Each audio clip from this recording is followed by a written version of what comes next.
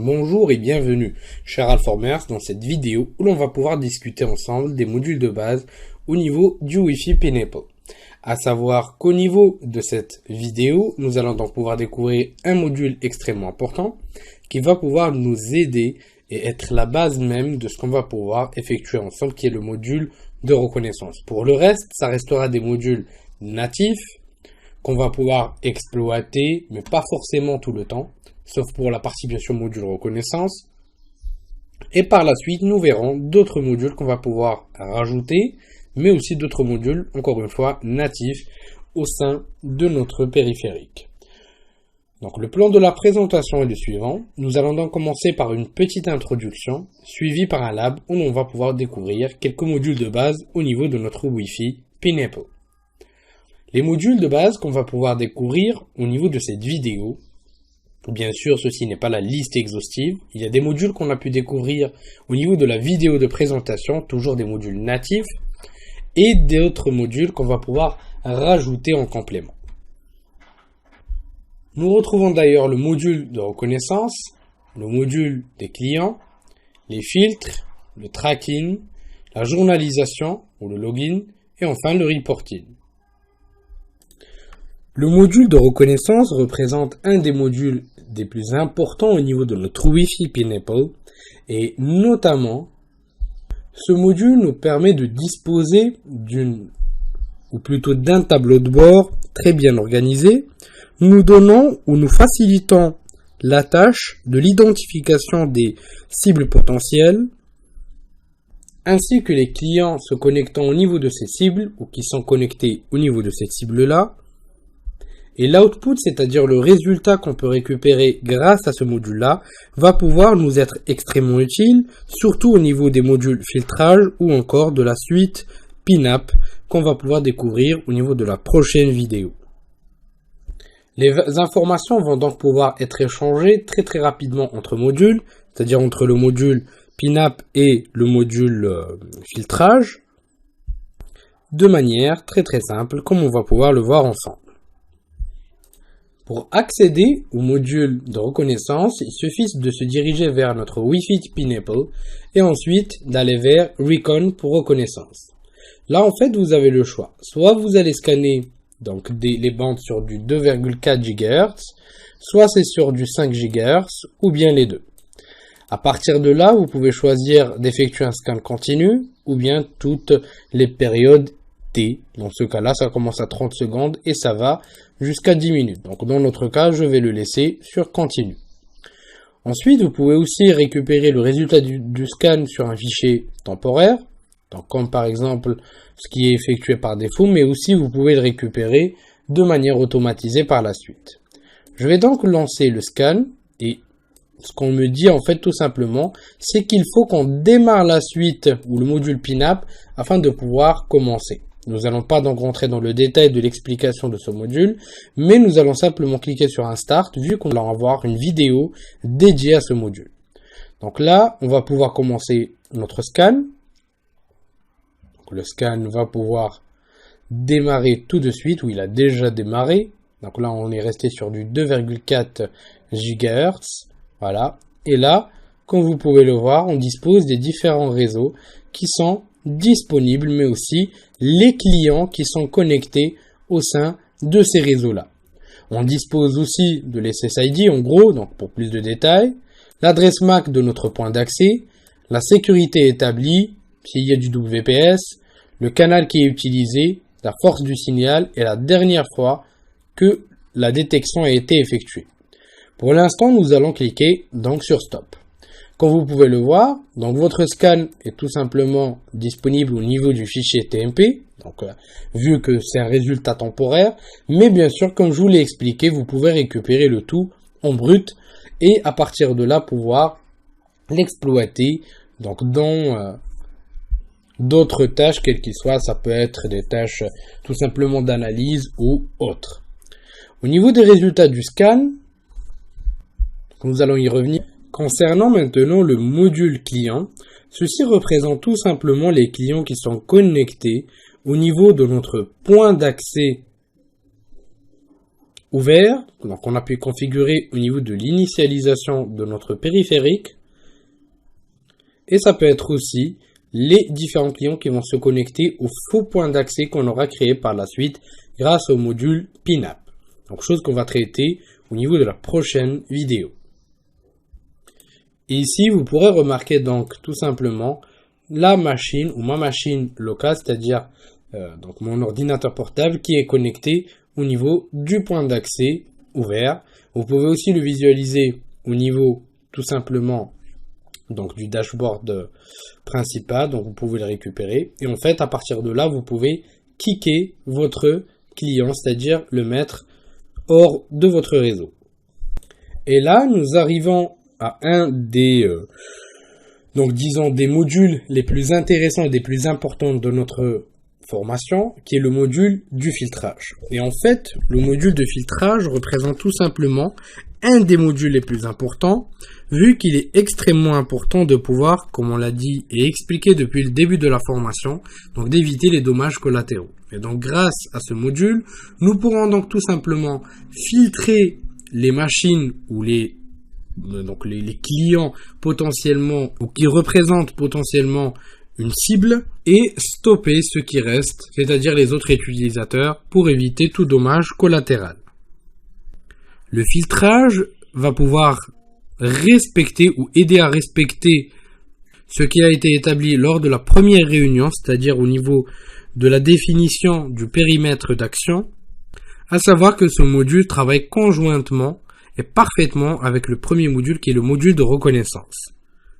Il est donc important que chaque pentester puisse établir et mettre en place des filtres robustes pour chaque audit qu'il va pouvoir effectuer. Le filtrage peut être effectué par adresse MAC ou par SSID. À savoir qu'il existe deux modes, le mode Deny et le mode Allow, comme on a pu l'expliquer au préalable lors de l'initialisation de notre périphérique. Si on se dirige donc vers le module de filtrage, et comme vous pouvez le voir, on dispose de la possibilité d'utiliser du filtrage client et du filtrage au mode SSID. Tout simplement, au niveau de la première partie, c'est-à-dire le filtrage client, s'il est défini en mode Deny, ou le Deny mode, donc les clients avec ou possédant les adresses MAC listées au niveau de la liste suivante ne seront pas capables de pouvoir se connecter au Wi-Fi PINAP. Si on utilise le mode Allow ou le Allow mode, seuls les clients avec l'adresse MAC listée au niveau de la liste suivante seront capables de se connecter.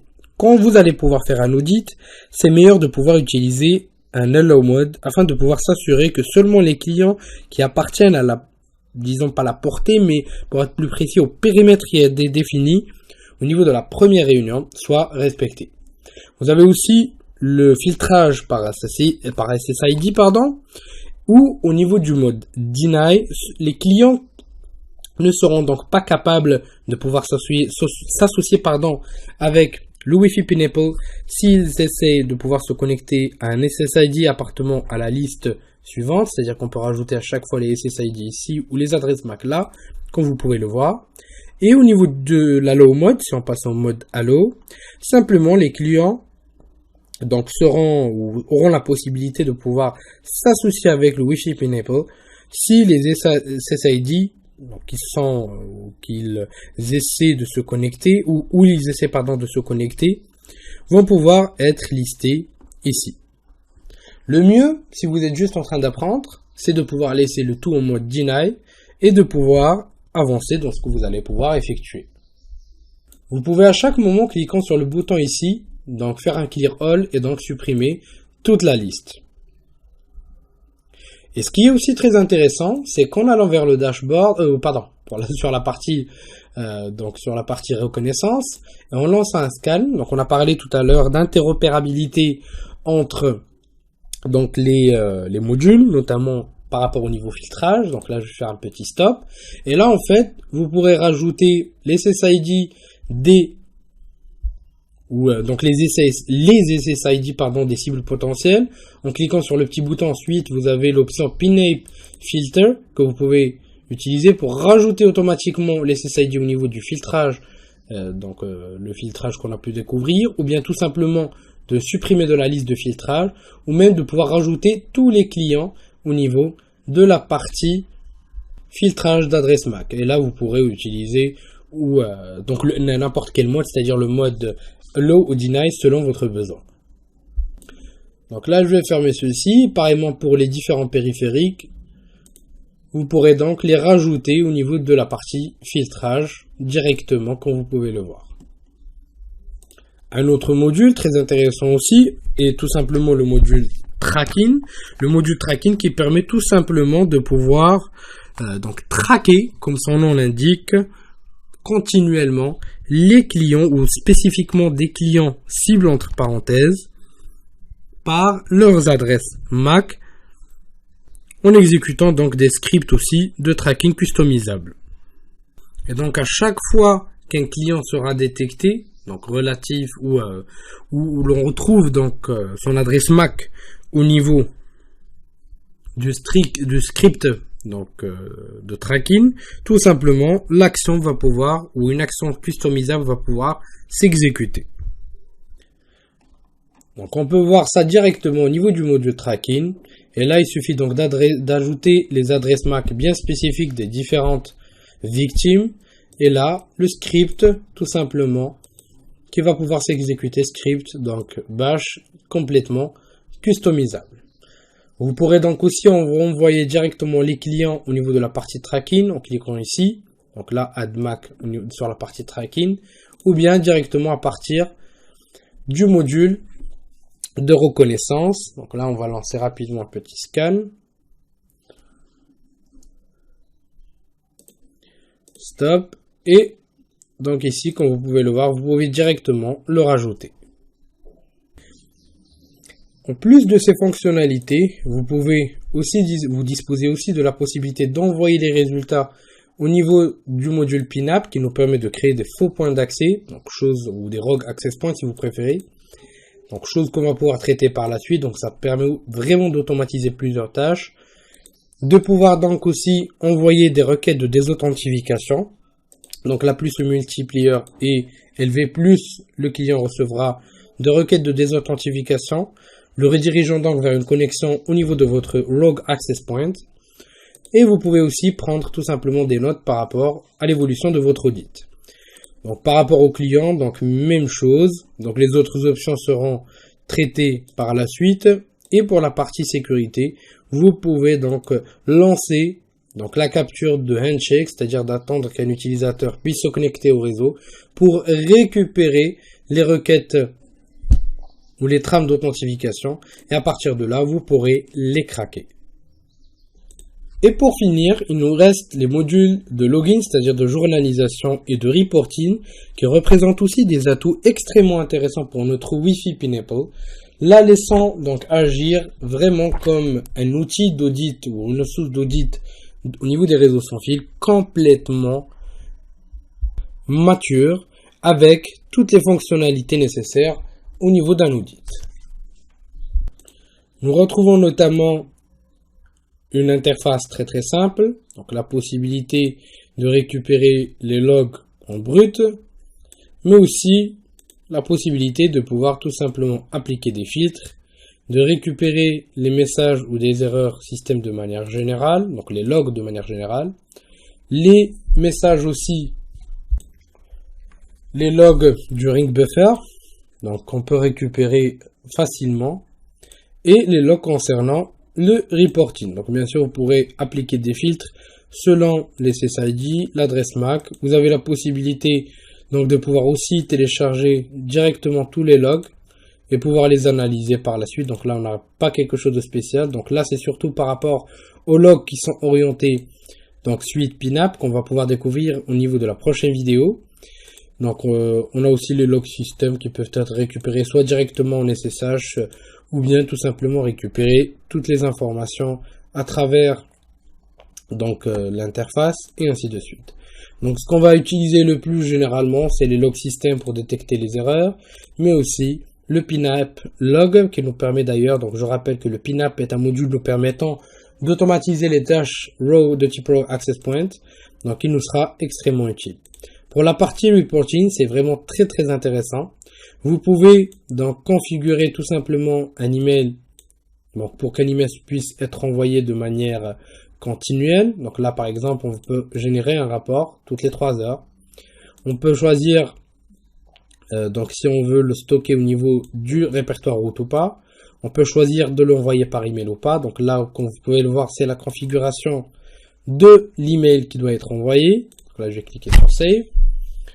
Et là, vous avez aussi la possibilité de choisir ce que vous pouvez récupérer au niveau de votre rapport, Donc les logs PINA par exemple et d'autres informations par rapport au tracking de clients, de Probin et ainsi de suite.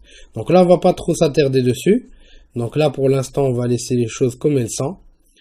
Et à partir des prochaines vidéos, on va pouvoir générer des rapports proprement. Donc vu que cette vidéo, c'est surtout pour découvrir ces modules de base qu'on ne peut pas utiliser si on n'a pas encore donc découvert la plupart des modules offensifs.